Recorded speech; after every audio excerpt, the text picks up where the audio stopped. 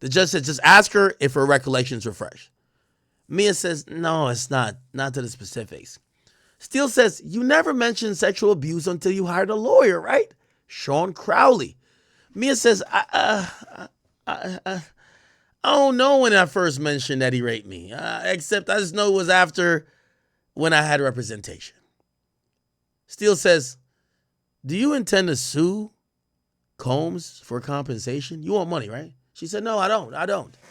Steele says, who have you worked for since? Mia says, Madonna. She says, for how long? From 8 months, from April 2019. Steele says, when you did that, did Mr. Combs assist you in getting that job? Mia says, absolutely not. Steele says, so you were not blacklisted as you previously said. You would be scared that you would be. She said, no. Did you get any retribution from Diddy? She says, well, he took away the TV show and the credit that was promised. Steele says, but you told the jury you were surprised you were let go, right? Mia says, I did. Steele says, were you let go for drinking? She says, no. Steele says, do you remember the Cassie video called Official Girl? She says, yes. And King of Hearts, her song with Nicki Minaj and the Boys? She says, yes. Steele says, is Nicki Minaj well known? She says, yes. Steele says, and Cassie did a song, Numb, with Rick Ross, right? Mia says, yes. Steele says, and I love it too, right? With Fabulous, right? She says, yes. Okay. And do you remember Cassie being in the studio with Kid Cudi? I don't remember that one. I don't remember specifics. What about her being in the studio with Combs? I remember that. Steele says, the TV show you mentioned, what was that about? Mia said it was about my experience. Steele says, how a person from a small town deals with like a person, like how does a person like that deal with someone like Mr. Combs? Mia says, a comedic version. Steele says, what other films did you work on? Mia says, Dope, Lawless, Undefeated. Mia says, so you enjoy these projects, right? Mia says, no. Steele says, so didn't you call them these people your second family? Mia says, we all called it that. Steele says, didn't you think that Diddy was a genius? Mia says, at the time I did. Steele says, you continue to want to work for Diddy, right? Mia says, I wanted to continue to follow my dream. Steele says, do you know if Mr. Combs' company put more money in promoting Miss Ventura than any other artist? Mia says, I didn't. Absolutely, I didn't absorb everything. Steele says, who's Jason Wiley? Mia says, he worked for the record label. Steele says, in budgeting, right? Steele also says, do you remember giving the opportunity to have your therapist's notes be seen by the parties? AUSA says, objection. Judge says, sidebar. Now, keep in mind, there's something interesting going on here, Chad. I hope y'all are peeping it. Didn't I say that Steele, he's good at, first of all, they have a big research team. But what Steele does good is you have to do it in a certain way to introduce new evidence. It appears that Steele and Diddy's attorneys or, private investigators knows that probably when this woman went to therapy, she wasn't saying that Diddy assaulted her. Maybe she said, yo, I love Diddy. Maybe she says, man, really, in another lifetime, me and Diddy should be together. So Diddy's lawyers keep saying, well, if you talked about rape with your attorneys, has anyone actually seen your attorney? No, not attorney, with your therapist. Were you given the opportunity to share your notes with the prosecutor or whoever? AUSA objects. Judge says sidebar. So during the sidebar, here's a court. There's a court art testimony. Court art courtesy of Inner City Press from artist named Elizabeth Williams. So you got Diddy right here. Diddy, Mark Ignifilo, Tenny Garagos, Brian Big Steele. Pause. They're back. Steele says, have you ever called law enforcement? She said, I did not. Steele says, you say you were stopped while speeding in L.A. Didn't Mr. Combs get you out of that? Mia says, I do. Steele says, did you ever think about calling anyone anonymously? She says, no. Steele says, when you said Mr. Combs hurt your arm, did you seek medical help? She said, no, I wouldn't have been allowed. Steele said, did you take photos? No. Did you scream? She says, no, I was in shock. Steele says, before the 5 days you say you were awake, did you ever stay awake that long? She says, no. Steele says, you testify you would give up all the money in the world had there not been sexual abuse. Any discussion that you will make money by testifying? She says, no. Mia says, not even a thing. Steele says, Your Honor, can I set up those other matters? Judge says, yes, we'll break for that. They break. They come back 12 minutes ago. Steele says, nothing further. The judge says, member of the jury, do not consider any of this testimony about the witness communication with her therapist. And Ms. Smizer, do you want to redirect? Smizer says, okay, I do. Mia, was posting to social media part of your job? She says, yes. AUSA says, as part of that, did you post on your personal Instagram account? She says, yes. What did Mr. Combs do if he thought you weren't doing your job? Mia says, I'd be yelled at and humiliated. AUSA says, did the other employees also post for Mr. Combs' birthday? Yes. AUSA says, the birthday video, was it for Club Diddy? She says, yes. AUSA says, did Mr. Combs co-own the water you were drinking? And did you say revolt, the project you work on at the end? She says, yes. AUSA says, you posted about the good times and not the bad?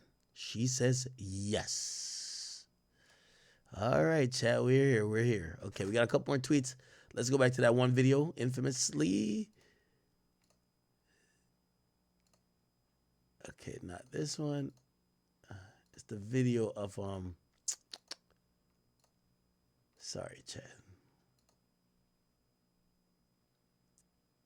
I guess in the video, let's go back to the birthday shout out. Here we go. Oh, so this water. Let's look at the name. Oh, I just had it. It's called what? Alaqua or whatever. I remember when Diddy introduced the water. Diddy introduces his line of water. I remember him talking about it. Oh, it's Aqua. Never mind.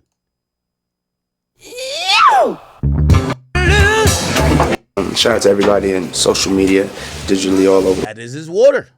So I guess the prosecutor came back and said, yo, she was still being coerced. That's why she made the fucking video. She didn't want to do that. Look, she's even drinking his water in the video. You know? The world. Young man from Boston. Came from nothing. Started from the bottom, now we're here. Got your boy from Harlem. Announcing this generation's new water, Aqua Hydrate. I just want to thank you for letting me be down, man. It's a great partnership. Hopefully this will be the first of many. He stalked me with this water bottle. He used to see me everywhere carrying this water bottle, and I'd usually have 3 or 4 of them with me. The first time I saw him was in Vegas.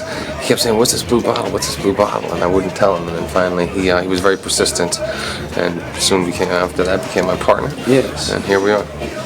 Great partner to have. Works even harder than me. You know, most powerful guy in Hollywood right now. You do have that nice balance of play and work. Yes. So I'm just working now. You just work and I play.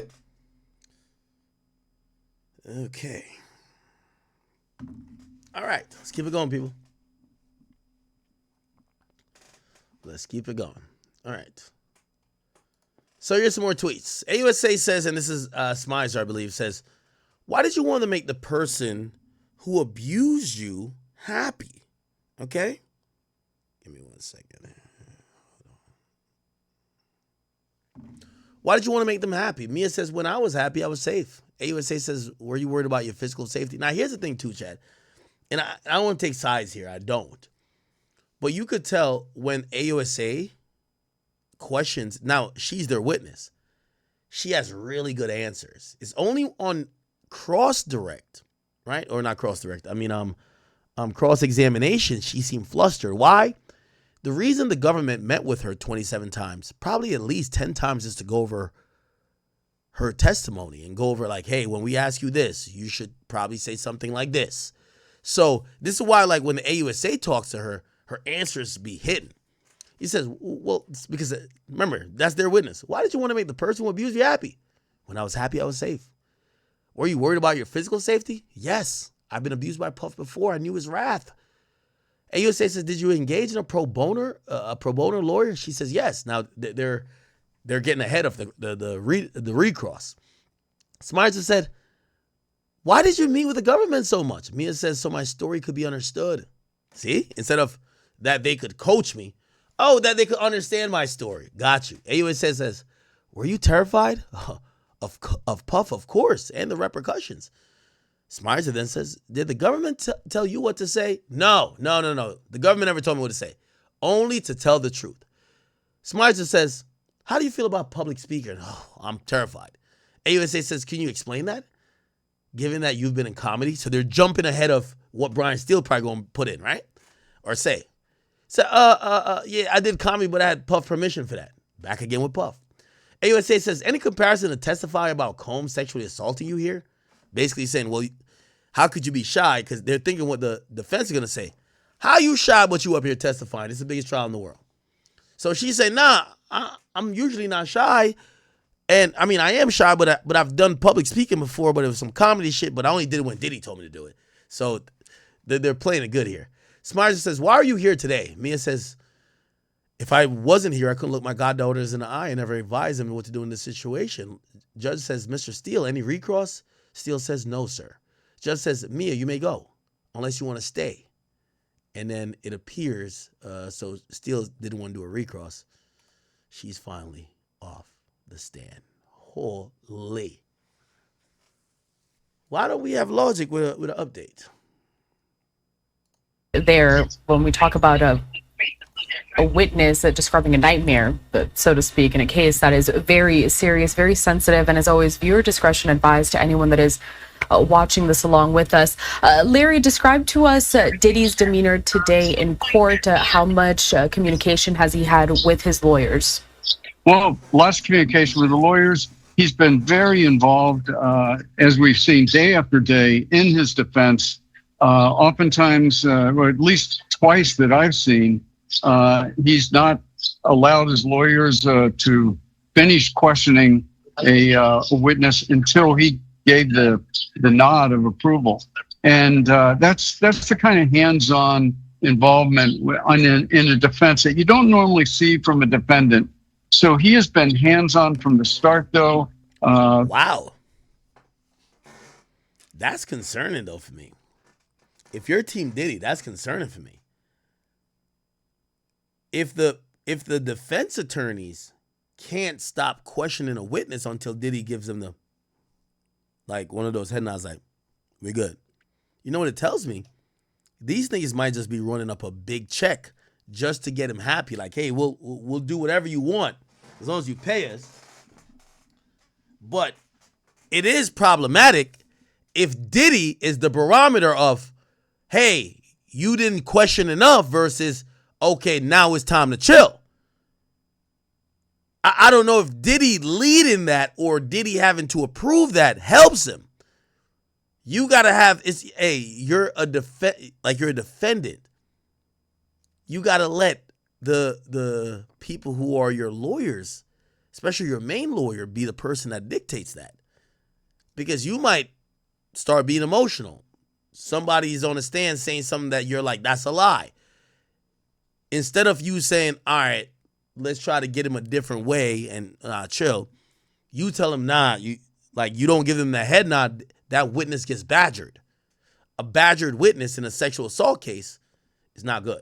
Very involved in his defense and very serious in the courtroom, but also seems somewhat businesslike. You can imagine as you watch him in the courtroom that, yeah, he is the CEO of his companies and he's a guy who has run successful businesses, as Sean Combs has.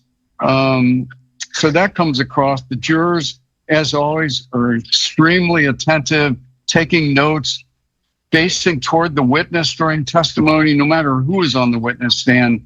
It's one of the most alert, pay attention juries I've ever seen. Larry, we know that the cross-examination of that alleged victim of Diddy continuing on right now. Do we expect that to finish today? And who are we going to hear from next? Yes, we do expect that to finish today. It's unclear exactly who will be on the stand next, because there have been some negotiating going on as to whether or not the defense will ultimately call a witness to kind of cast doubt upon these tapes that were shown early in the trial of Cassandra. Cassie is, what she's known as in the music world, but Cassandra Ventura is how she's known more often in the courtroom. And that was interesting. Hey, by the way, chat, we're waiting for some more tweets. We are caught up in court. If you don't know, we're live in court in the Diddy case.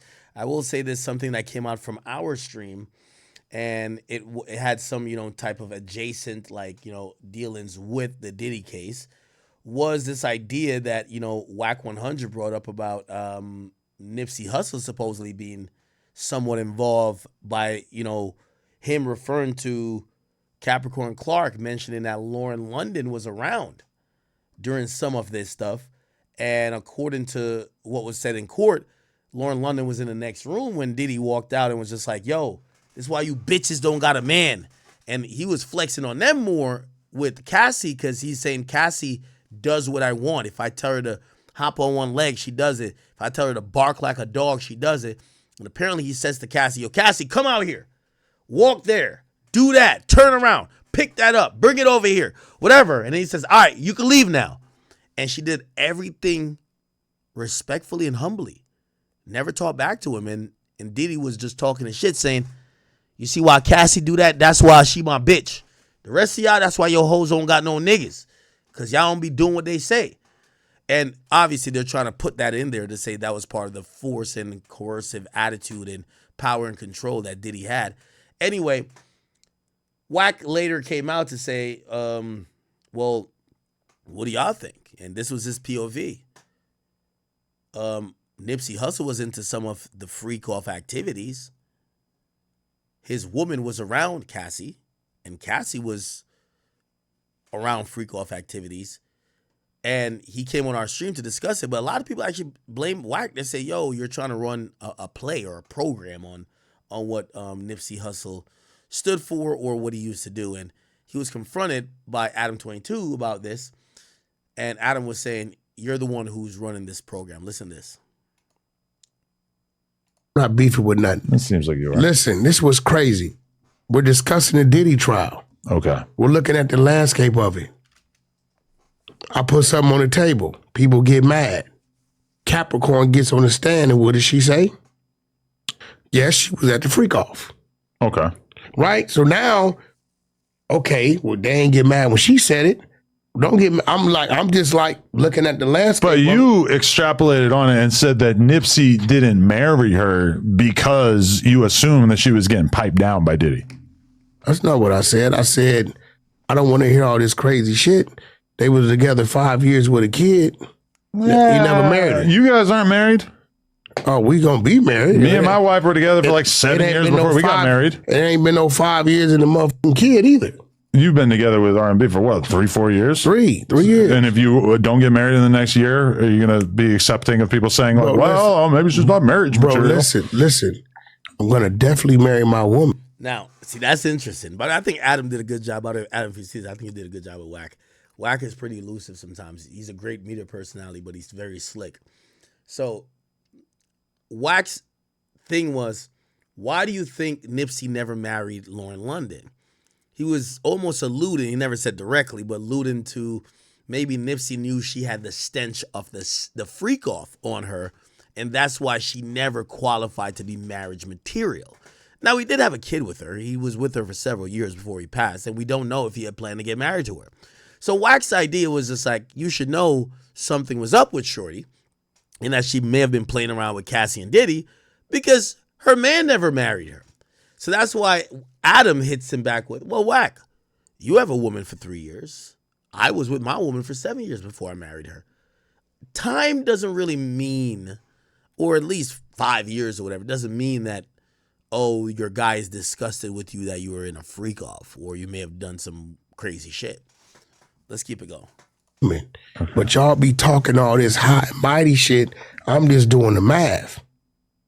R&B ain't gonna let it get to 5 years. Don't you just feel like once somebody's dead, that there's no reason to keep dragging their name through the mud? What's dragging? The truth could never be considered disrespect. I didn't put the post up. Some other shit put the post up. But you've been running a campaign to draw attention to these alleged minor allegations, which, by the way, I'm not running the campaign. it doesn't appear to me that anybody's made any kind of effort to find out what actually happened, because allegedly these charges were dropped. Do we know? There's somebody making an effort. Kenny Kingpin. But what happened? Do we know anything about it? He haven't ran his content yet. He gonna run it. Okay. Sometimes you got to wake up. Here goes the problem with those allegations. That site was able to put it up because nobody has cleared it, right? I'm going to be real. Now, I've heard some rumblings about what those charges were. Supposedly, I've heard different ages, though. Some people say Nipsey was 18, he was dating a 16-year-old, supposedly, right? Because he's 18 and 16-year-old, that was a case because it happened or whenever they came in. Some other people told me, no, that's not the case. Some people told me Nipsey was 20 and then the person was 16. Then I've heard Nipsey was 20 and the person was 14. I don't know either way. And I'm going to be honest with you, just because obviously Nipsey's dead. And obviously I told you I have zero axe to grind against him, or I don't really give a fuck too much. Also, I think this is one of those things where I think West Coast business should stay on West Coast terms. I don't know the full truth about it, but I've just heard multiple different things. So apparently that charge was real, but I don't even think it went to court. I think it got either dismissed or something happened. But it was supposedly because it was a really weak case. I don't know, bro. Regardless, I think that's what Adam's questioning here. I could have put the time into clearing it, but I put the time into putting attention on it. Now that the attention is on it, everybody gonna pay attention to where it get cleared. Kenny Kingpin for Roller 60s. That's them to do their due diligence to clear it. Now, why you think Kenny Wait, so somebody that is a NIP affiliate is doing the research to figure out what that was about? Well, why you think he's doing it? To exonerate him, ideally, I guess. And where you think the call came from? Oh my God, Chad. I ordered food at a Jamaican spot. This is what I'm telling you, you order from a Jamaican spot, bro. You don't know what you're finna get. Chat, it said the order was on the way, and they just like canceled it. They were like, it's canceled. Do you want your money back? And I'm like, huh? I said it was on the fucking way. Damn. All right, Applebee's is this. Fuck it. Sorry. Bro. To investigate it? I don't know. You, maybe? Oh, okay. So Guess you're saying what? you put people on the job If who... these people would have did their motherfucking job What people? prior to anybody, that site, whoever that site was, wouldn't have been putting it up. What You know what I site mean? was it? I saw it in the Reddit. Some shit, street wars, I can pull it up. Some site put it up. I don't know the site, right? If they would have did their job What I mean? back then and cleared it, right? I can find it because street wars or something. It just occurs to me that people are so thirsty for new content that they're willing to talk about these things that, you know, it makes sense to expose somebody's criminal shit or allegations when they're actually walking the streets. Like, who gives No, it? that Like, ain't how that why works. does this have to be even the topic West of Coast conversation? Gang Wars 3. Okay, very prominent page that craziest captions in the history of Instagram. West Coast Gang Wars 3. I never heard of them. But here's the thing, right? People talk about you more when you're dead than alive, That's true. Right. right? So here's the thing. He's been dead for 6 years. Yeah, that's cool. 7 years. He's been there for 6 years. So what I'm saying is, after Kenny Kingpin does what he's supposed to do, then you won't see no more blog sites putting that up. Because he's going to put the real story in which... He's going to put the paperwork up. He's going to put the dismissal up. He'll put it all up. Nobody's done it. But you went out of your way to draw as much attention as possible to it before it was actually investigated. It still wouldn't have been investigated. Nobody wouldn't have cleared it up if I wouldn't have said nothing.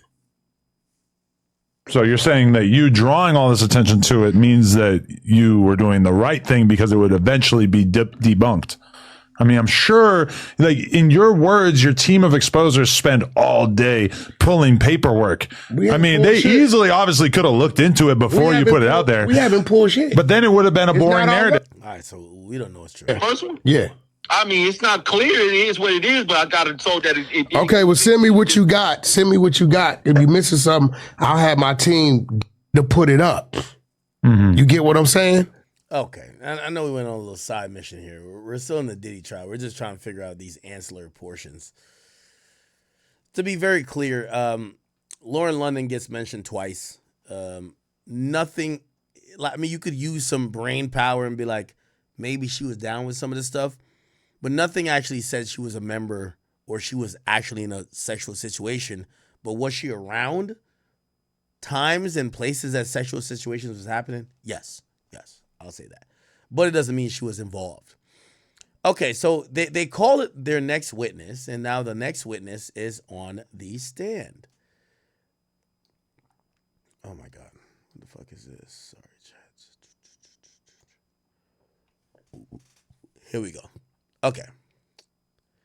So the next witness is Sylvia Oken. Okay, never mind. We don't even got to Google her. She says who she is. They call Sylvia Oken. This person says, I've been working for the Beverly Hill Hotels for 17 years. I'm a director of sales and marketing. They says, how do reservations work? We use a system called Oprah. AUSA says, does that link a customer alias to their real name? It says, yes. So, and this one, who is it really? It says, Sean Combs. Can a guest change his or hers alias? And they're saying yes. So if you guys don't know, it looks like the government called this witness to show that Diddy was booking names under the name Frank Black, okay? Frank Black Diddy. This is really interesting. Photos of Diddy's freak-off evidence was just released. Now, here's the thing. He also got prescriptions under Frank Black. I wonder if he had a fake ID for Frank Black. Must have, right? And these are all the photos from the hotel room that the feds raided when they arrested Diddy. We have to start out with this clonazepam because you know your girl be deep diving, and this medication bottle that they found has the name Frank Black on it. Cassie Ventura said in her testimony multiple times that Frank Black was Diddy's alias that he would use during these freak-offs when getting hotel rooms and more. Now, there wasn't a doctor that we could see listed on this medicine bottle, but you know me, I went and did some digging on things that I could find, and we are about to get into it, but I do want to touch on one crazy thing. Now, if you didn't know, clonazepam is an anxiety medicine, and it can also be used to relax tense muscles. But this freaks me out. Because if you remember, in Cassie Ventura's statement, she said how she would get so anxious before these freak-offs. Sometimes she would even vomit during them, and Diddy would tell her to continue. This made me think of Diddy's ex-assistant, Philip Pines, who was on the fall for Diddy, who said that it was his job to set up these freak-offs, who released text messages between him and Christina Korm, voice memos for Diddy, and even admitted that he testified to the grand jury. In the text messages that he released, this is one of the substances that Christina Korm would ask him to bring Diddy. And ooh, I didn't see that. Said, give him lorazepam, give him 3. Zolpidem, give him 2. Cialis, oh shit, give him 3. Clonazepam, give him 5. this is one of the substances that Christina Korm would ask him to bring Diddy. And I'm cooking, just stay with me. So on this bottle, it says 2811 Wilshire Boulevard Suite 610. Now it seems like Diddy got this medicine prescribed to him under the alias Frank Black from Lifespan Medicine, because this is the same address, Suite 610. When you look up Lifespan Medicine, it shows that they have a holistic doctor, and keep this in mind. You guys know I stayed in the court dockets way before this trial even started, and one of the things that Diddy was arguing is that he wanted all of the evidence thrown out from the search warrants of his home, but the government said that they had more than enough probable cause from all of these people listed for all of these different things, including narcotic offenses. Just all of these people listed right here were enough probable cause. Now, here's the thing. What I think happened, So the government, I don't know if you can see. Okay. They use somebody called Producer One. So I don't know if you guys know. The reason one of Diddy's cribs got raided is because of Lil Rod. Lil Rod is the same guy who claims Meek Mill's gay, that Stevie J was fucking on a porn star or some porn video. We've kind of realized that Lil Rod is kind of, you know? Anyway, he was the one who provided the info that gave them probable cause to do the raid. So at first, Diddy's lawyers trying to suppress this evidence. How? By saying, yo, the person who gave you probable cause, he's a known liar. Not only he's a known liar, y'all know he's a known liar, you're not even using him in your case. It's like, imagine somebody said to the cops, you'll go raid this guy's house because I was just there and I was just there. He was doing X, Y, and Z to me, and I know X, Y, and Z is going to be found in X, Y, and Z, right? They raid Diddy's house, but when it comes time to the trial, they're not using Lil Rod, so they're coming back around and say, yo, Lil Rod has been inconsistent. The idea that you guys use him as probable cause is kind of like fraudulent. Everything found with your probable cause that you got from his statements should have been thrown out because he's not fully truthful. That's why they keep saying Producer One, but they did use a statement. For all of these different things, include they use what Rod said to go get the what is it called again? The probable cause to search residences.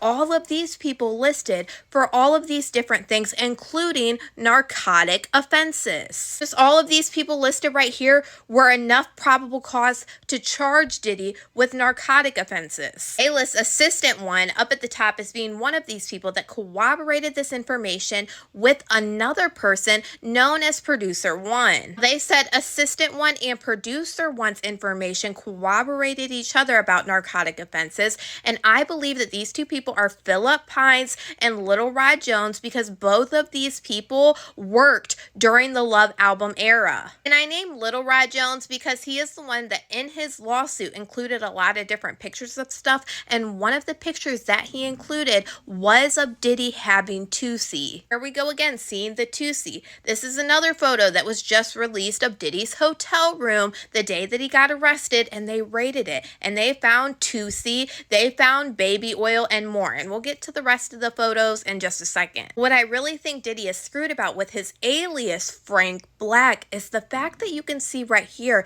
the government talked to a holistic doctor. Seems like Diddy is caught up with this alias. He can't Ooh, so these are the people who are telling on him. So first of all, Producer One, that was Lil Rod. So this it was they were validating their search warrant. For search warrant, they needed probable cause, right? They need probable cause to go search a residence, but it has to be really good probable cause because again, you're infringing on someone's privacy, and also you might be violating their Fourth Amendment right, the right against unlawful searches and seizures. So you have to have really good. It's not like, oh, I smell weed. Like the cops are not gonna get a search warrant and be like, I smelt weed in your house. Let's search your entire house for weed. Not going to happen. So it has to be really strong probable cause. And in the probable cause, they came with Producer One, Lil Rod, Victim One, Cassie, Sex Worker One. I don't know who that is. Might be Jules, but like I don't know if Jules has ever been to the. I think this was for the Star Island property, the 2-Star Island. I don't know if they did that. And they're saying there's a doctor who was also one of the people as well. Interesting. Try to blame this on anybody else that was in that room that day. He can't try to pass it off. And if you look behind her head right here, it says Designer One. Because it seems like they talked to the holistic doctor where Diddy would have got this medicine from in the alias name Frank Black, which could tie into other things that Cassie Ventura was alleging because she said Diddy used this alias to get these workers to rent hotel rooms and more. Y'all see what I'm talking about now? I pretty much probably already knew this about the government because they say the government doesn't play. They don't bring on a case unless they know they got you. In this hotel room this day, it looked like Diddy was getting ready to have a freak off because there was baby oil in the bathtub. And this is just adding on more evidence of baby oil that they already pulled. We know. Keep in mind, this is why I keep telling y'all, Chad, I definitely believe Diddy has some trauma that is from childhood. Because if the government was investigating me for a murder, and a murder with, I don't know, power tools, and I knew that they were well into an investigation where I have lawyers talking to them, if I go to the jurisdiction that investigation is going to, in my hotel, the number one thing I would know not to do is to have power tools. They're investigating you already for doing a murder involving you using power tools. You think that maybe an indictment is impending. You go to the jurisdiction where the indictment is about to drop. You get in a hotel. And when you get in a hotel, you get power tools in that hotel. Why the fuck would you do that? That sounds odd. You get what I'm saying? That they already got 1,000 bottles of baby oil out of Diddy's home, and they also had these pictures from the assistant Philip Pines of baby oil with all of the text messages and everything else that he gave to the government. Another thing that they got when they raided this hotel room, they also had subpoenas to take and go through Diddy's cell phones. And in Diddy's iPhones, in his iCloud, is where they found more evidence against Diddy to try to use against him in this trial. Now, I assume this is the mood lights that they were talking about because we have to remember Homeland Security actually already testified against Diddy about all of the stuff that they took out of the hotel. They even let the jury hold this stuff in their hands, the baby oil, the 2C, all of it. Diddy had Ziploc bags in the closet filled with baby oil and Astroglide. This is the $9,000 in cash that they said that they found. So these are all the hotel things they found, right? There was another prescription. I think Diddy got to have a mental problem. Bro, you could tell he has the same drugs that they're looking for. Not only that, and by the way, you know what I'm thinking? I think the government was so much on his ass, they probably knew the dealer he bought these drugs from or somebody bought them from, right? Look, got Astroglide. These are the baby oil, the 2C, all of it. The nigga even has Visine. Like, he has Visine in the joint with the money. He had Ziploc bags in the closet filled with baby oil and Astroglide. This is the $9,000 in cash that they said that they found. You see the Visine? There was another. You see the Visine just now? Astroglide. This is the $9,000. It's the Visine right here. $1,000 in cash that they said that they found. There was another prescription bottle with all of these candies next to it, and even some more Astroglide in a drawer with whatever these are. But yeah, this just shows you Diddy's alias that Cassie Ventura talked about is obviously being proven as being his true alias, not just by Cassie's word. Because this man got caught with a prescription in the name Frank Black, and they have already talked to the holistic doctor where Diddy would have got this medication from. Because remind you, if this doctor was compliant, the feds are going to go to him like, you better tell us right now everything that we want to know about this man, because if not, we're going to take your license because you are prescribing somebody medication under a fake name. That's how the feds work. Same way with Diddy's co-conspirators, we know that they have went after some of them and they have agreed to testify against Diddy. And y'all know me, I love digging and putting information together, so the second that these photos dropped, I was on it. But y'all let me know what you guys think about all this in the comments. Okay. All right, people. Cool. All right. Still back in court. Oh, actually, they didn't break for the day, did they? No. Okay, cool. They did not break for the day yet. Okay, cool. So here's some more things. Here we go. It says so we get to find out that it says, does Opera link a customer alias to their real name? Okin says yes. AUSA says in this one, it says, who is it really? Okin says Sean Combs. It says, could a guest change his or her alias? Yes. AUSA says, how is this usually paid for? It's to T. Fletcher at Bad Boy. It was paid for by the Amex of Sean Combs. AUSA says, what is this? The folio or a bill from room 59. AUSA says, what's this? Oken says a $500 charge for oil damage. Oh, shit. So it looked like Diddy paid a $500 charge for baby oil damage. AUSA says no further question. Keep in mind, this person worked at the Beverly Hills Hotel. What they're trying to do is show that Diddy, on an organizational level, was paying for these rooms that the freak-offs was happening. And yes, the freak-offs was happening because you would see baby oil damage. And those were also, charged as additional things of incidentals to his Amex card. That was a Bad Boy card, okay? So it looked like his Bad Boy card, let's go over it again. How was it paid for, right? It was paid for T. Fletcher at Bad Boy. And it was paid by the Amex of Sean Combs. What was this? It was a bill for room 259. What's this? It's a $500 charge for oil damage. AUSA says no further questions. Cross says, okay. Now, we don't know if Brian Steele is doing this one, but let's see. Says the accompanying guest was Cassie Ventura. Oken says yes. Defense says nothing more.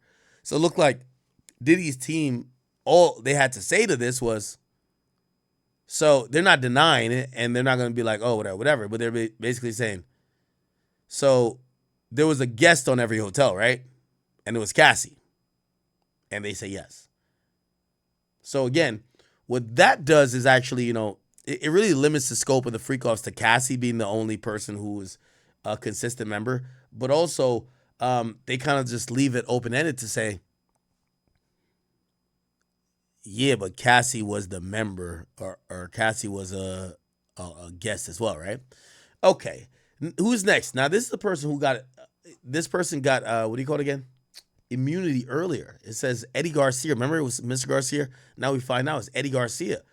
We're going to get him for an hour and a half. It says, then we're thinking the video expert, witness Jane, will have, but they'll have an international flight, so we'll try to get on her before. Now, the problem here in this case is that Diddy's lawyers want to expose everybody, so they want to take a lot of time. And the witnesses that the prosecutor has, they have a lot of witnesses, and they're like, hey, in us trying to schedule with these people to come to trial, we're trying to make sure they're in and out. We're not trying to make sure they're here all day. Diddy's lawyers are like, what the fuck? We're getting paid through the ass. Our job is to get a non-guilty verdict. Fuck his flight. Fuck that other person's flight. Fuck their schedule. We got to get all these questions in. So that's what it is. The judge says until tomorrow. What does that mean? Did they call it?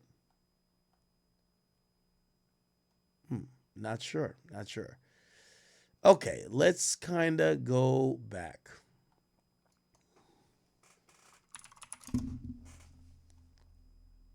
So we didn't get logic at all. Y'all know who else is doing like updates outside of the court? That'd be very important to know.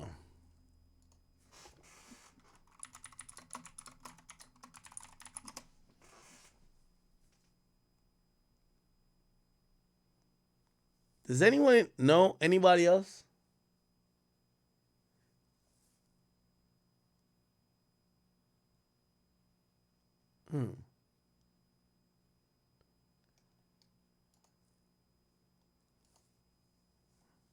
Ratchet TV?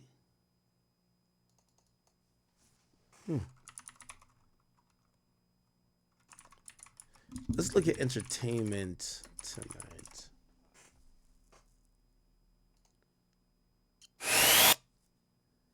The courtroom is absolutely thinning out, though. Like, it doesn't have as many people there. It is absolutely thinning out, you know?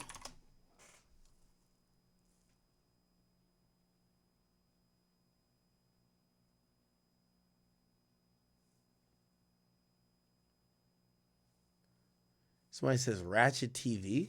We could look and see what. Are they outside court? Let's see. And is there any? No, there's no videos today.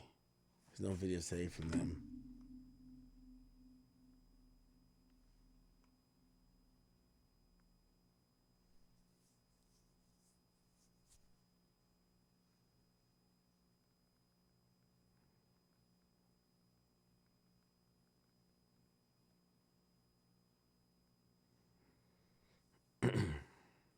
Okay.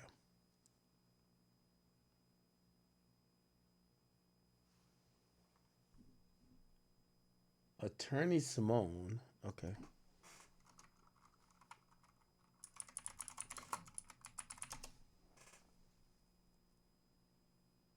What is this? The S tapes where Cassie and other. Yeah, but I don't know if she's Her in attorney. court. She's probably like phenomenal, but like, is she in court? Oh, here we go. Oh, Oh, good morning, good or afternoon now. It is your legal bestie, Attorney Simone. I am coming to you live from the Diddy trial. It is day 14. I don't count the days of jury selection. And this is Mia's final testimony. So I am so sorry for being late for you guys, but you know how court is. Like, you just never ever know. So anyway, and I wanted to make sure I outline this so I can get to the facts, y'all. Get to the facts and get in and get out. Now, first off, let me know where you're watching us from. Hey, Wanda Young. Hey, H2O Ice. Y'all, we have a medium, tall, probably like 6'2", heavy-set Hispanic guy. He's actually wearing like some regular old pants and like a bomber jacket. Totally casual. I don't know, like maybe he goes to court all the time. I don't know, maybe he goes to jail a lot. Not really sure. But Eddie walked in, and the jury was not in there. And the prosecutor goes to the podium, and she says, Eddie, you have been subpoenaed to be here today, correct? He said, yes. And it says, that's the Eddie we're now seeing in here, right? Look, right? No, let's close this. Which one is it? No, let's close this. Yes. Oh, Eddie Garcia. Yeah, so she's talking about the earlier session where Eddie was brought up before the jury got in, and this Eddie person wanted immunity. Now, let's see what Eddie does that they might need immunity. We don't know yet. Who's Eddie? Is it true that you wish to exercise your right to plead the fifth? He said, yes. So you won't be testifying today. He said, yes. He said, and then the prosecutor goes, all right, hand him the immunity agreement. And she says, basically, this is an immunity agreement.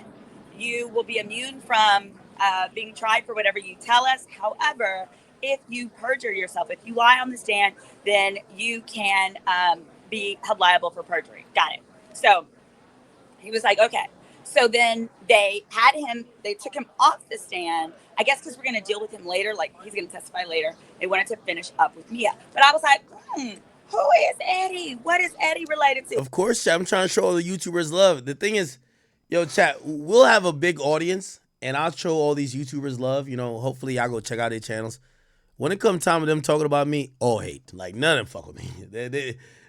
You know, ain't that funny? Like, I'll show them love. Like, yo, y'all go check them out. Oh, this is cool. This is dope. When it comes down to me, straight hate.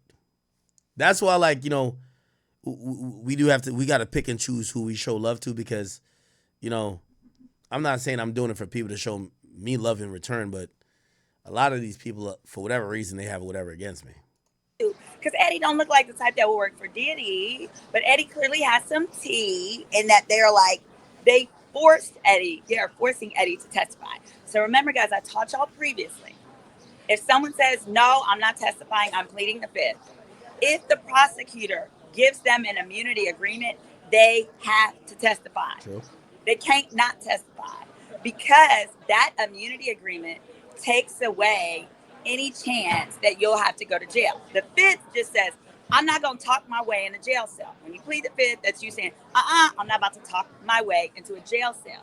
So if the prosecutor takes away any chance of you going to jail for your testimony, that's why they have to testify. So no, it wasn't Eddie Winslow, it was Eddie Garcia. Here's what I think. I think that Eddie is going to be related to the hotel. He very well may have been the person that accepted the $100,000 Diddy bribe. That is my guess. We're not sure yet, but if we hurry up and get done with Mia, Lord, please get done with Mia, because I'm sick of that. Now, even though I'm not in court, as I'm thinking, she might be right. She might be right. I'm guessing, you know, obviously she's in court. We're not in court. She might be right on that assumption because we still haven't gotten to it. Because I'll tell you why. Eddie Garcia, and this is not me being racist or biased, Flores was the security guard who didn't take the bribe. Maybe it's just a security team that, I don't know. Was it during Central City or something like that? Center City, like, the Intercontinental Hotel. Maybe this is one of the other security guys, Flores Garcia, not to make this a race thing, but maybe because Diddy don't look like he had Hispanic people in his orbit, right? Let's be honest, right?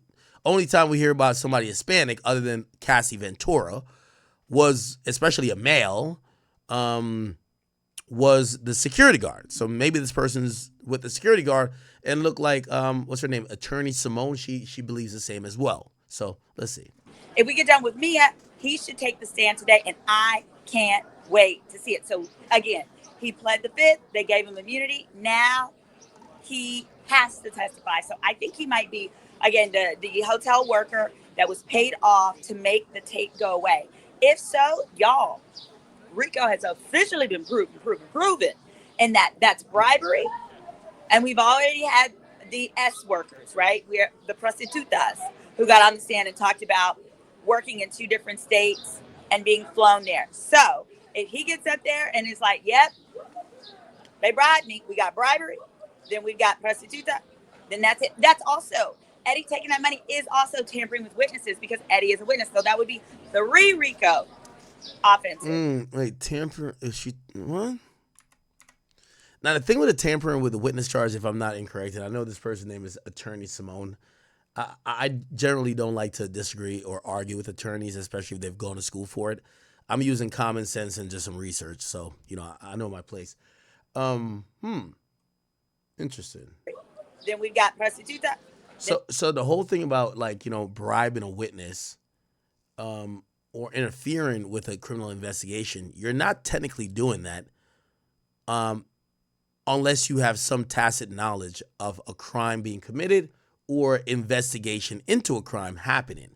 So if you're just doing your thing, that doesn't mean you're bribing a witness if, you don't know that person's a witness. Like, your thing might just be to give people money or get people to shut the fuck up. That's not bribing a witness. Paying somebody to shut up is not bribing a witness. Bribing a witness would be like this person you now know is a witness and you then try to do some shit. And that's it. That's also, Eddie taking that money is also tampering with witnesses because Eddie is a witness. So that would be 3 RICO offenses. In addition to, there was also, drug distribution, substance distribution that was testified to by various people who, staff. Yo, chat, why y'all so horny? Like, can't we have a female attorney? Look like she's smart. Chat, does she talk shit about me too? Bro, I don't be knowing. I understand why people talk shit about me. It's probably like a good way to like come up. What does she do? Well, this is a W already. She don't got an Instagram. Or it's not in a link tree. Hire her, okay. What does she do? Does anybody know her? In a background, Attorney Simone. Is her name Simone Redwine? I'll find out her Instagram chat. Oh, it's right here. Here's her Instagram. Let's see her Instagram chat. Oh, her? Oh, she be on podcasts. Really brilliant. They did. Oh, shit. Y'all fucking with her? I'm your legal.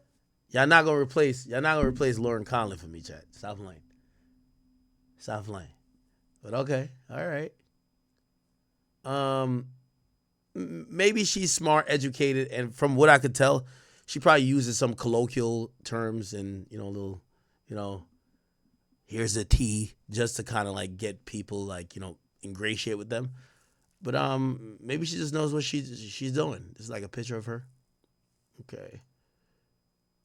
Chat, y'all horny. It's this level of horniness that caused Diddy to catch a case, right? Like, y'all gotta chill. This is her. Yo, y'all seen a W over Lauren Conlon? Okay. She looked mixed, right? Yeah, but it's not about how she looks. It's about, like, the content of her brain, right, chat? Like, come on, bro. It's about the content of her brain. Hey, y'all. It's Okay. All right, chat? Like, if y'all was just sitting here just looking at her, trying to say she's bad, like, that would be called creepy, right? Like, no, we trying to see if she's smart. So content and her character. The content and her character is not about how she looks. Just relax, chat. Okay, let's get back to it. What? Somebody said there's somebody called Sean G. Who's Sean G? Y'all be putting me onto people. I don't like. Is it this guy? Is it Sean G? It just says Soul, but he came up on the Google. I don't know. Y'all tell me. And so forth that testified that Diddy would have him go and get the substance. Now, let's go back into Mia. I'm not going to drag this out. Mia. Now, first of all, Mia looks super cute. One thing I noticed about Mia is... Okay. Yeah, y'all watch this. Hold on, I got to grab the food. What's it called? Applebee's came through. My Jamaican spot canceled on me. I can't believe. Give me a second. Let me grab the food. There was also, drug distribution, substance distribution that was testified to by various people, who staff and so forth, that testified that Diddy would have him go and get the substances. Now, let's go back into Mia. I'm not going to drag this out. Mia. Now, first of all, Mia looks super cute. One thing I noticed about Mia is she never looks up. She doesn't look anyone in the eye. She still looks terrified. So I noticed, even she was standing up waiting for the jury to come in, she still did not look up, y'all. She would look down, looks at her hands, fiddles her fingers. And I know some people are like, oh, that's because she's lying. No, actually the DV expert took the stand last week or the week before and actually testified that is a response when you're in the presence of your assailant. You don't want to make eye contact, etc., etc. So anyway, she didn't make eye contact. She looked down the whole time. She also wears her hair in her face and looks down, so you literally can't see her face. You cannot see her eyes. You can't see her eyes. And she had on an all-white suit. That was fine. Cute. Whatever. But basically, they started off. This is, again, cross-examination by Brian Steele. He put up a plethora of text messages from her. And the point of the text messages is they spanned years. What he focused on today was putting up there a bunch of text messages from after she left Bad Boy. So after 2017, where she's still reaching out to Diddy and she's saying things like, you're my inspiration. You're such a great friend. You're such a great person. I love you. And he'd write back, I love you too. Oh, I sure will give him a hug. I sure will. So, and she's like, I love you too. Da-da-da-da. And she's reaching out to Diddy. Now, you probably heard before that many people, Mims, the people want to see you. Can you come wave to him? Y'all, Mims right here. You've heard that, okay, so throughout it, people are like, yeah, we're losing the jury. We're losing the jury here because it seems like she's a liar. Show him, y'all. He looks like an international drug dealer per usual. He doesn't have the jewelry on today, though. I do have jewelry on. Oh! Is that what you tell people about? You can't trust her. He does look like an international drug dealer, y'all. This is Mims. Make it make sense. What's up, everybody? Yes. Wait, hold on. Which drug dealer about a t-shirt, a sweatshirt? You usually have your chain showing. That's usually what we see. Thanks. Okay, I'll see you upstairs shortly. She didn't ask me jack shit about the case. She's over. Oh, yes, come on. Tell him what you think. This is his first day back. No, give him your thoughts. This is his first day back. What's the question? How do you think she's probably doing with the jury? It depends. I feel like I feel like him saying a Me Too money grab spoke to anybody on the jury who does not believe in the Me Too movement. That was a signal directly to that person on the jury who will then side with Diddy. So it's still it was a jackass thing to say. Yeah, he's been a jackass. But he doesn't care, and it's effective. I'm right. not even gonna lie. It's a very effective approach. Awesome. All right, thanks, Drew. All right, so let me just summarize real quick. So they had a bunch of text message on the screen, again, from after Mia had already left Bad Boy, where she's reaching out to Diddy, and she's like, you're my friend, I love you, da-da-da. And when asked about it, what she was saying is that this was after Kim had just died and Andre Harrell in some of the text messages, and that she was trying to be a good friend, and she was reaching out to him. She was like, even though he did those bad things to me, I felt like I wanted to be a good friend, was the gist of what she tried to say. Okay, whatever. Keep going. So then there's more of the photos. It got really annoying. It was just, more of the text messages. It was all about the text messages. Then Brian tries to get in 25 new exhibits. Everybody, including the judge, was like, okay, enough is enough. This is getting redundant. He wanted to put in these social media posts. Hold on, y'all. Oh, my goodness. They are watering plants. So I'm going to move because I know it sounds like I'm peeing on myself at the moment, and I promise you I'm not. So, so they kept saying, there was a variety of different things, and he kept trying to get in these different like social media posts, and he said he wanted to show that she in fact had time to be with her friends and family, because she said she worked so hard, she never got a chance to really spend time with her family. And then he asked a line of questioning that was like, oh, well, you spent time with your friends and family, how come you didn't tell them about Diddy then? And it's kind of like, I'm not about to tell you that I've been essayed at my sister's baby shower. That would actually be selfish and weird. Yeah, I'm going to go back to the courtroom. Marcus, don't worry about me. I'm going to go back to the courtroom. But listen, so they went back and forth on that. And then what Brian Still also did, now again, these were all really, really good questions on cross. What he also did was he said, why are you reaching out if he ruined your life? That's when she talked about Kim and Andre Harrell passing away, and that she wanted to check on him. Then there's a fat Mexican juror. She's a chick. And at one point when they got ready to go to break, she busts out laughing. I don't know what she was laughing at. I think she's the one that works at a deli. She looks like she likes sandwiches, and so do I. In addition, they had a good line of questioning. So in some of the text messages that Mia wrote to Diddy, she would tell Diddy about, hey, remember this such and such time or this time? I think I have photos of it. If you need them, I can try and pull them together. Or I have, at one point she made him a scrapbook for his birthday years ago. So what Brian Steele says is, now hold on. You got all these, these notes on different things regarding Diddy. Do you have any notes documenting that you were essayed? No. Do you have any recordings of Diddy berating you? No. Do you have any text messages? Do you have any proof? And then the prosecution was like, object.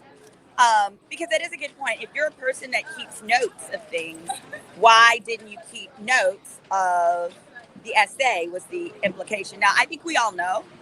Not we all know. I assume that the answer is because if that's not a memory you want to maintain, and if that's not a memory that if it's a memory you plan to die with you, no, you're not going to document it, and you're not going to tell anybody it. And I'm certainly not going to tell my sister at her wedding that I've been essayed by my boss.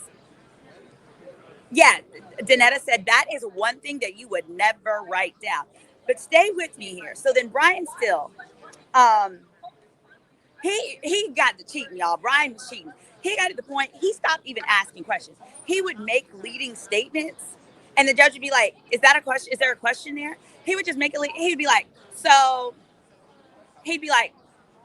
there's no written proof of Diddy ever even yelling at you. There's no audio recordings of Diddy yelling. And it wouldn't even be a question. He would just say it, and then the prosecution would object, and then he would just go to the next sentence. He'd be like, there's no proof of this. And so they had to call a sidebar, because it was like, you're not supposed to do that. Lawyers are not supposed to testify. You're supposed to ask a question. The question will be objected to or otherwise, and then keep it moving. So next they got to the fact that when she was laid off from Diddy's company, she hired an attorney because she didn't get paid for months. She was entitled to severance, etc. So she hired a employment lawyer. That was back in 2017. Y'all, stay with me here. You're going to hear something from me on this that you won't hear and haven't heard anywhere else. All right. So in 2017, she negotiated a settlement with Diddy regarding her employment, the unpaid wages, reimbursement, overtime, all that stuff she was due. Now, initially, the ask from her employment lawyer was, the initial ask was $10 million. And they asked him, they asked her, how'd you come up with that? She's like, I don't know. My lawyer did it. Right. In the end, she settled and received $400,000. Of that, her lawyer got about $200,000 and she got about $200,000. Fast forward.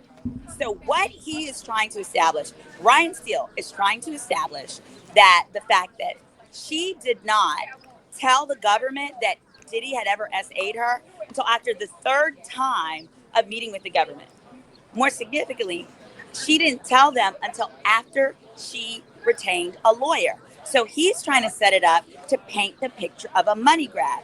In fact, just before lunch, there was a huge objection. He was like, so this was a Me Too money grab. Woo! That's what Mims was talking about. He's like, this is a Me Too money grab. And everyone was like, well, I myself want to be like, objection. So here's the thing. Oh, hold on. Tim McNeil says, why do we think she's being anonymous? She's being anonymous because she is alleging SA, in our words specifically. When you are alleging that, the judge has the authority to allow you to proceed under an alias. So that's why. But here's the kicker.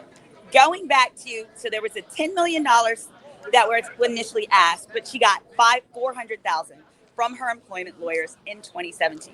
That was to settle all and any claims that she had against Diddy for her employment with him. And he asked her, how come when you were making that $10 million demand, you didn't mention the SA? This is why I believe you guys.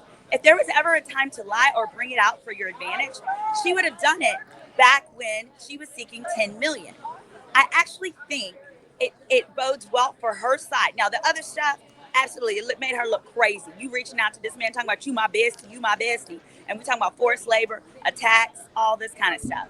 But the fact that when she was negotiating for $10 million, she still didn't bring up the SA, I don't think that means it didn't happen. I think that substantiates her claim that she was going to take it to the grave. Here's the other thing, and it's kind of the final big statement. Yes, so Ryan Steele was trying to establish, hey, she's Cassie's friend. She knew Cassie got a settlement November of 2023. And then the Fed, starting that following January, started sitting down and meeting with her. She didn't have no lawyer at first. And then she got a lawyer like around June of 24. And once she got that lawyer, she stated that she had experienced the SA. She also acknowledged that it was around that time that she first told her therapist. So she said she actually told her therapist before she told her lawyer. So then Brian still tried to say, well, can we get those records? And the prosecution rightly said, objection. They didn't even have to say object. The judge said sustain. The judge has been getting so sick of him. The judge has been sustaining objections against him that haven't even been asked. But here is the point that I think the prosecution needs to really bring home on redirect. If this was a Me Too money grab, then she would have been up there asking for millions, just like Cassie. That's her homegirl. Cassie got 20 million. She would have been up there asking for money too, but she hasn't asked for a dime. Hello. If there's ever an instance where you could ask for money in exchange for, a time when you could, drum up that charge, it would be now. While Tony Busby and all of his clients and all these different clients, right, are piling on to Diddy. But she didn't do that. No, she didn't ask for $10 million related to this. Her lawyer for her employment lawsuit started with a demand. It was never a lawsuit. They settled it out of court. So that's important. She didn't know. So she didn't ask for $10 million. Her lawyer started the negotiations there. That's what you do. You have a mediation. You start at some crazy number and you come down to something. So it was never her number. But she got $400,000. She, to this day, has not asked Diddy for a dime, not threatened to sue, not even made a demand. I think that speaks to the fact that this wasn't a money grab this time around. All right, let me see what homeboy is saying right here. So there's this other dude. What's his name? Is this the guy who's Sean whatever? Today is June the 2nd, right? June the 2nd, 2025. I got about 20 minutes. We on lunch break. This might be a real nigga, man, a real old school player, man. Hold on now. This morning, the attorneys were going back and forth. Let me get into the middle. Some Spanish dude named Eddie Garcia. Big dude, Spanish dude. He comes into court. He gets on the witness stand. He pleads the fifth. He gets up out of here. Next, they bring in Mia.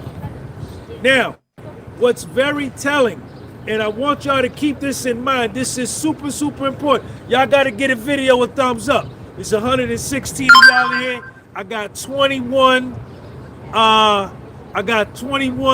likes in the video. Get a video a thumbs up. Appreciate you. Shout out to everybody. Thank you for the Cash Apps. Thank you for the Super Chats. Thank you for the PayPals. My boy killing it with the oh shit, she the walks suspension. into the courtroom like this, head down, hand in front of her face. When she sits on the witness stand, shoulders is down, body language is poor, head down, does not look up at Puff, Brian Steele when he's cross-examined, doesn't look at nobody, head down, even when nobody's saying nothing, head down, body language is all fucked up. Now, they go through, Brian Steele goes through Mia's resume.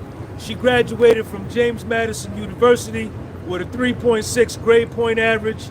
They go into various Might be a real nigga jobs right here that we she got. had. She was an executive assistant at this job. She was an executive assistant for this guy, but her passion and her dream was always to work in the entertainment industry. Now, this is a key point. Last week, Mia testified that she was somewhere with Puff and she wanted to leave, but I couldn't leave. This was some of what her testimony sounded like. I couldn't leave because I didn't have my passport, right?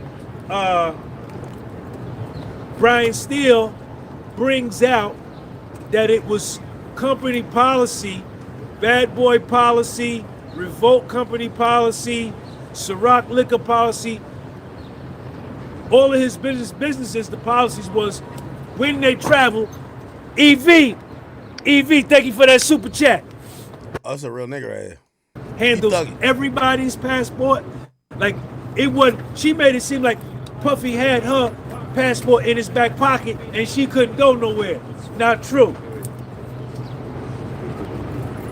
Mia was fired from Bad Boy on March 2017.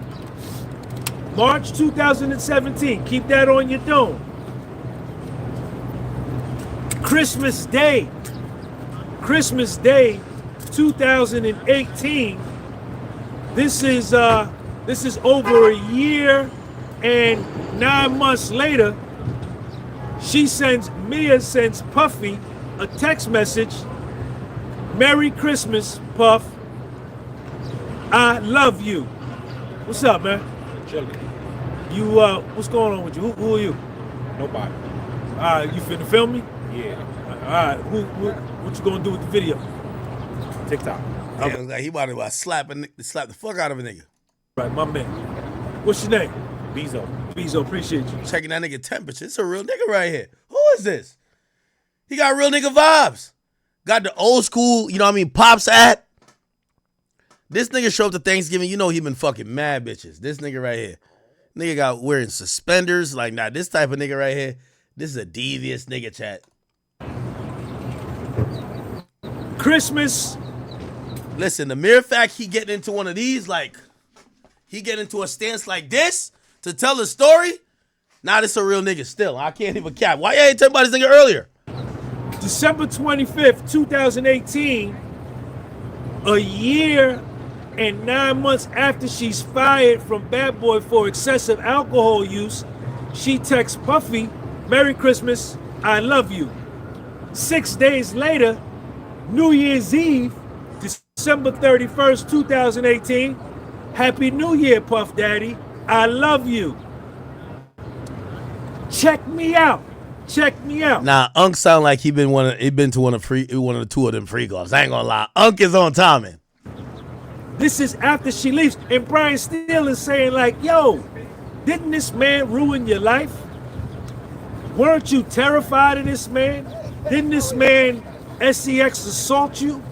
Didn't this man give you post-traumatic stress disorder? Didn't you say this man was the worst thing that ever happened to you? Didn't you say that he assaulted you so many times you couldn't remember? Isn't this the man that sent you to therapy? Check me out. A whole nother year.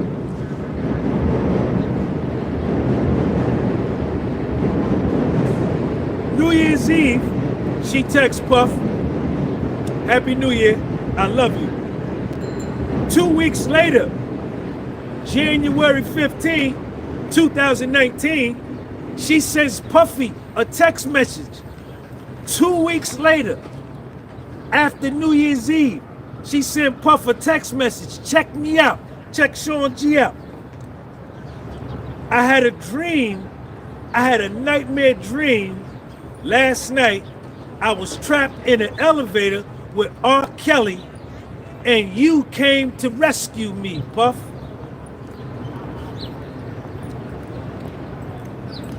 Two months later, March 8th, 2019, text message from Mia to Puffy, sending you all the love in the world.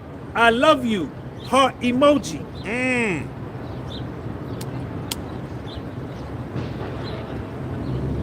Brian Steele. 5 months earlier, you went to Kim Porter's funeral. Why did you go to Kim Porter's funeral? I felt bad for Puff and for Kim.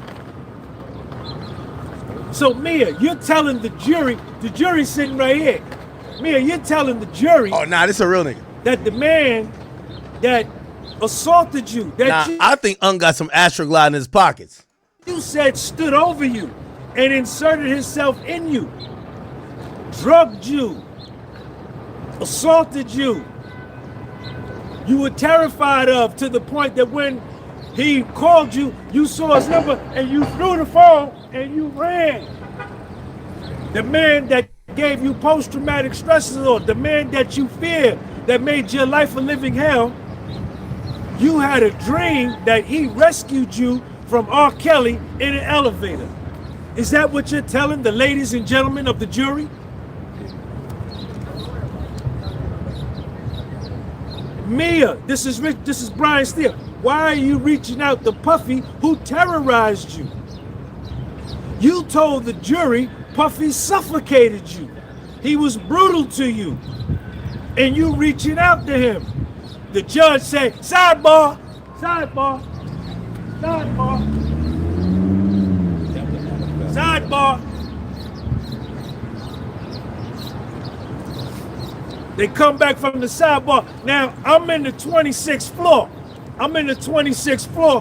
So when they go sidebar up there, they put over the speakers, like you ever turn to a radio station and it be static, it don't be. So yeah, they play white noise when they do sidebars. That's what he's talking about. So he's actually not in the main courtroom. He's in a he's in a viewing room. Myron was in it a few times. Apparently the main courtroom, it's really blocked off for, supporters of the witness, family of the defendant, and a lot of press. So they get the main courtroom where you can see the person. There's apparently 4 or 5 other courtrooms that you could watch the whole trial from, but you're not in the main courtroom. So you're watching it from a screen. So during sidebars, they just pump in white noise rather than hit mute. Be clear, 100 grand sidebar. When they go to sidebar, they be standing over there. The Judge Submarinian, Brian Steele, Mark Agnifilo, Alexander Shapiro, and then all the assistant U.S. attorneys. And in the courtroom, you hear it sound like white noise. You ever turn on the radio and it be like static? That's what you hear. They come back from the sidebar. Mia, December 15th, 2019, you send Puffy a text message. Hi, Puff, sending you and the family all the love. And this is Kim Porter's birthday.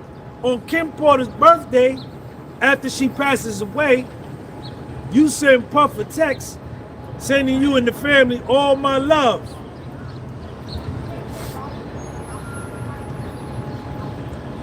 New Year's Eve, December 31st, 2019. Puffy, I love you. Happy New Year's Eve. May the 14th, 2020. 3 years and 2 months after you were fired, Andre Harrell passes away. May 14th, 2020. Oh, that's what we were talking about with Dre. So, that's Andre Harrell. Okay, thank you, sir. You send Puffy a text message, and all of this is on the screen. All of this is on the screen. Puff, my heart is broken about Andre Harrell. I love you. I'm always here for you. I will always be there for you. Wow. I love you. August 29th, 2020. The James Brown movie. I guess Puffy auditioned to be in the James Brown movie, I think. And he had to dance to something in the James Brown movie. But Chadwick Boseman got the part. So Mia sends Puffy a text message. She's fired in 2017. This is August 29th, 2020, 3 years later. Damn. Thinking of also like 8 years after he supposedly raped her. So 8 years after he rapes her, she's still thinking of him. After she got fired, she's still thinking of him. Yo, he's done everything except keep her close to him. And she's like, well, I'm still thinking of you. I'm still this. Holy child. You regarding Chadwick Boseman getting the James Brown part. Puffy texts her back. Yeah, life is crazy. Who has that tape of me dancing? That shit was crazy. Mia texts him back. I was just going through my computer and I saw some old videos. Brian Steele asked Mia, you got all these videos. You've kept all these videos. Word two. Do you have any recording of Puffy berating you? Do you have a text message to any of your family and friends, to the police, to anybody that Puffy did all these things to you? Mia, her answer on the stand is, I never told anybody. Brian Steele. Yo, big W for Unc in the chat, man. Yo, chat, he don't be dissing me, right? Yo, tell him we fucking with him right now. We fucking with Unc. Unc giving it a different way type shit. Shout out to Logic, he's an attorney.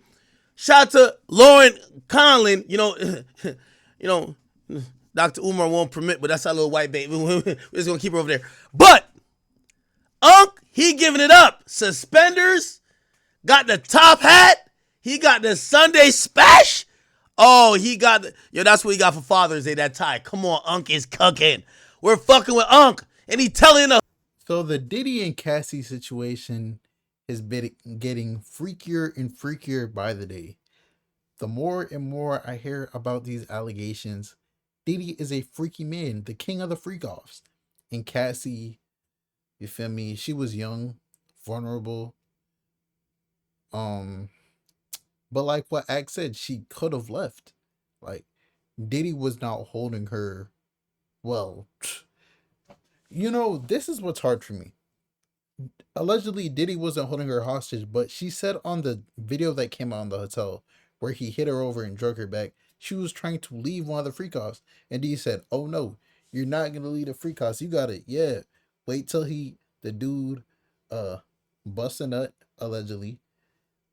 Then all over you, then scrape it off, go in the other room and rub it on my nipples. That's what he wanted. It sounds so crazy to say, but that's what Diddy wanted. Like, we seen him in the robe. I thought he was just fresh out the shower, but allegedly he was probably butt naked. I'm surprised there was no baby oil on her or him, or she wiped it off. That's why he was so mad it was no baby oil on. Hey man, I genuinely feel bad for Cassie. I feel bad for her husband too, because he has to be in court and he's listening to all these things. And I don't really think Cassie's lying about anything. Like, Cassie just seems like a nice girl, probably like gentle, innocent. Like, And she just wanted a career. Like, man, I'm struggling here because I want to be very, very honest about everything. Like, my point of view. I don't think Diddy was the best of best people, and I think everything he did to Cassie was wrong, and it was definitely manipulative and all that stuff. But like, is it sex trafficking though? Like, this is what he's charged for. Like, domestic violence, yes. Assault, yes. Like, probably a bunch of other crazy stuff, yes. But sex trafficking, bro, I don't know if you could say he was sex trafficking. But it's only day 2 of the trial. And I'm gonna be very, very unbiased about every single thing I say. It's day 2 of the trial. Diddy is he's there every day. They say that he's looking white as hell, he's gray as hell. He's, you feel me? They said he was looking at Cassie the whole time.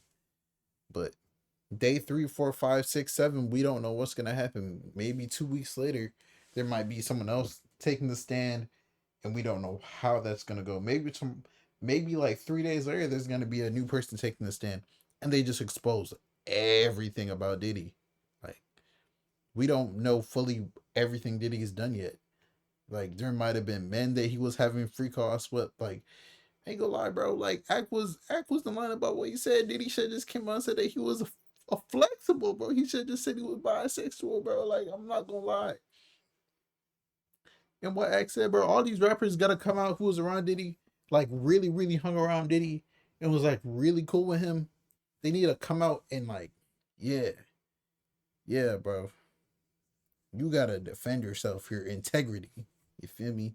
But your boy Big Act News. Make sure you like, comment, subscribe. And do you feel like Diddy's innocent, or do you feel like he's guilty? And we're talking about sex trafficking. Like, we're not talking about is he a good person or not. Do you think he's guilty of sex trafficking, Cassie? It's your boy Big Act News, and I'm out.